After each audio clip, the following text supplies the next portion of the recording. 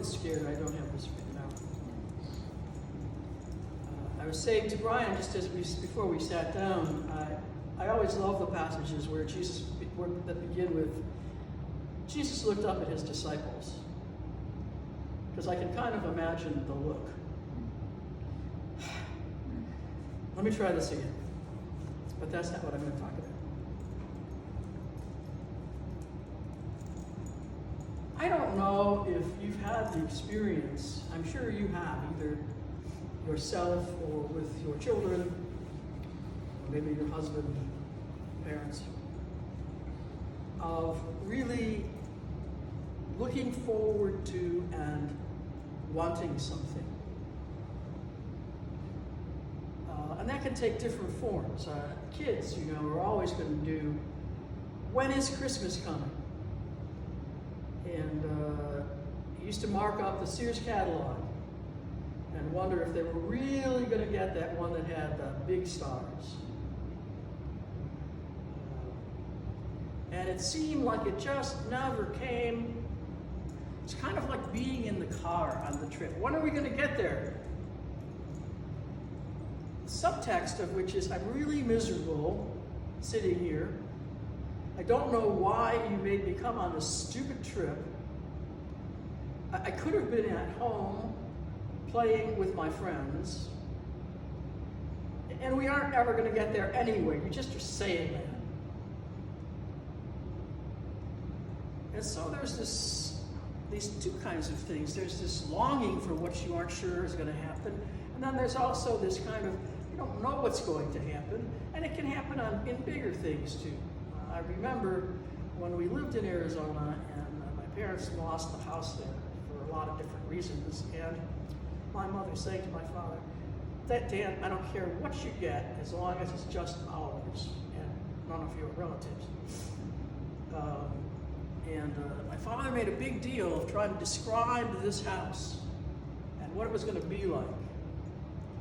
And in my mother's mind, it was a house that fit the characteristics of it's going to be just ours. And not only that, it was going to be in like Old Norwood Park or maybe Edgebrook. And when we arrived here, she arrived at a not built subdivision. I think there were a few pipes sticking out of the ground where the house was going to be. It was over on the other side of Foster, half a block away from the traffic of Harlem Avenue. There was nothing else around. And oh, by the way, the great aunt actually is going to live here, and she has to because she actually owns it. Okay. So things not exactly as she wanted them to be or imagined they could be, no matter how much she wanted it. And it took 40-some years before it was just her house.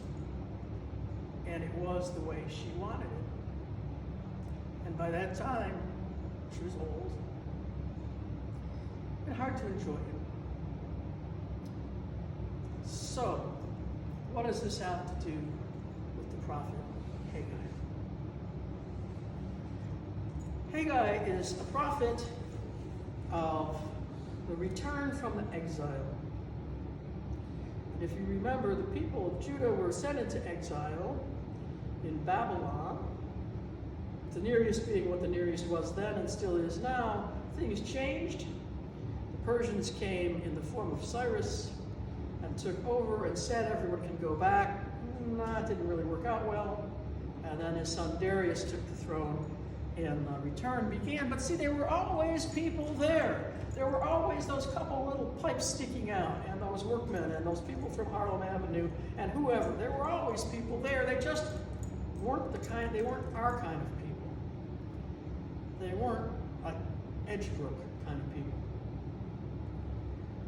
They weren't Old Norwood Park kind of people. They were just immigrant kind of people who had a few places built around the neighborhood.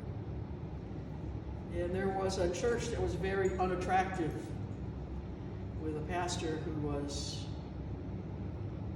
Well, he was challenged in a lot of ways, but fortunately he lived with his mother and she took care of him. Judah was not like it had been, because see, the people who were educated, that class they got rid of, and that's who wanted to come back and find it the way they wanted it to be. It had been a long trip. When are we going to get there? Now we're here, and what is there? Ruins of a temple, people we don't know that don't know us, that act a little differently, that have different practices, that don't seem to value what we value. And here we are. But God said when we came back, if we just waited in exile, if we were just faithful, when we came back, everything was going to be so amazing. And it wasn't.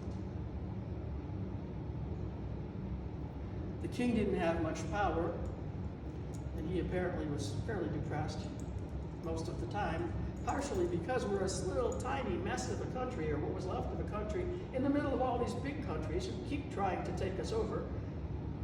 This high priest doesn't really have much of a temple to do high priestly things in.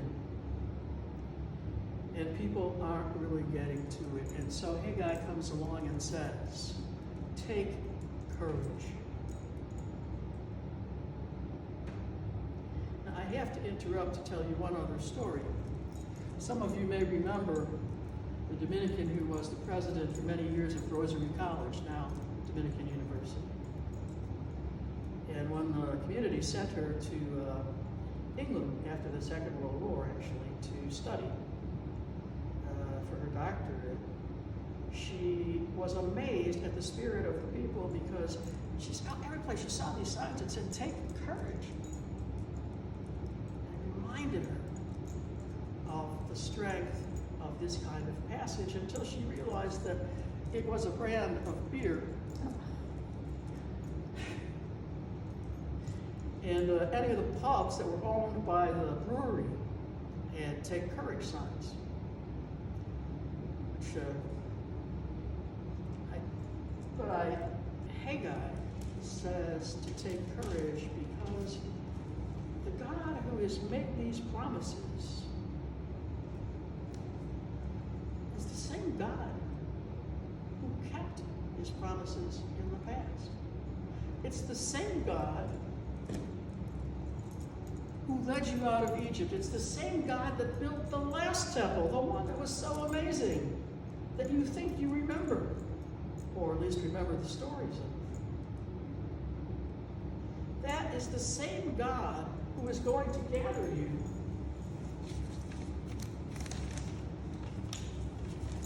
and help you with this new temple. You see this house and you say, what is it? Look at it. We can say the same thing, I'm sure we have this morning, if not other times. Look at it. I remember the way it was. I remember when we got married 45 years ago. I remember when the Thorns were here for Christmas. I remember when the roof didn't leak. I remember it as a place of promises, a place of a future. I remember those things, and now I look at it and say, this is what I'm supposed to dedicate myself to? Take courage.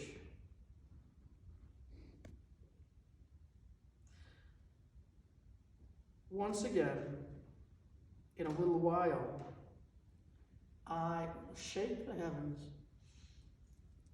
and the earth and the sea and the dry land. And the treasure of all nations shall come, and I will fill this house with splendor. It's all mine, the silver, the gold of the nations, everything that is mine, and it will all come together. The house won't be this house for us, but the house that will be built, house that will be the spirits of the people. The house that will be the church that endures. I think I didn't say that. Will be mine. Now Haggai is attempting to encourage people to rebuild the temple itself. And of course they do, although it's nothing like the old one. It takes Herod, who's not exactly the most pious of people, to restore the temple to splendor. It takes the Romans a few days to knock it down, by the way.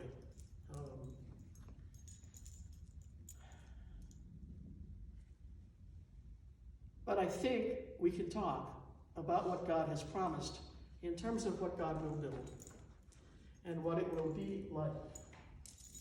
And I think that the gold that is God and the silver that is God's, the way it will be in what God promises us in the future is what Brian just read in the gospel.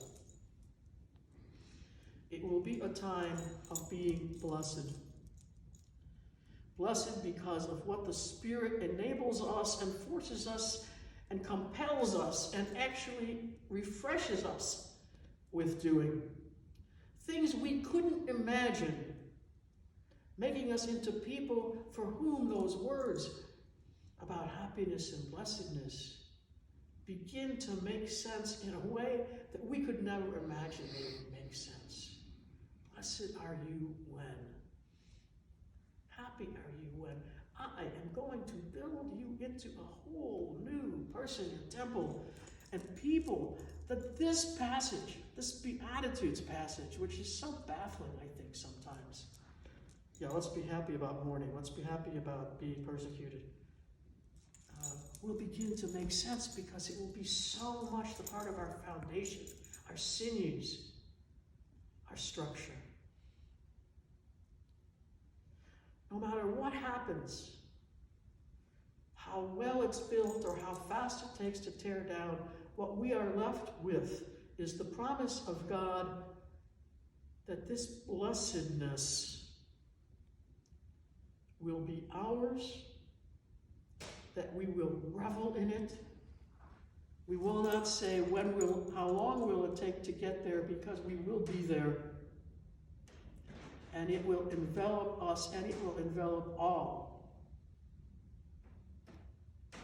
And Haggai finishes his book by saying, I will wear you as a signet ring. And so we, this people who are blessed, because of what is in us and what emanates from us, will be wound around the finger of God like a symbol of fidelity, more precious than gold or silver,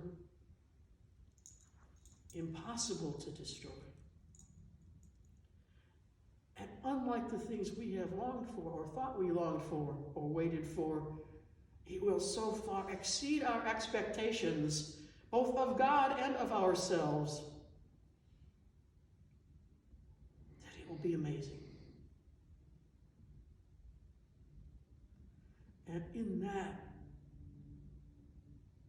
we will be a temple and a throne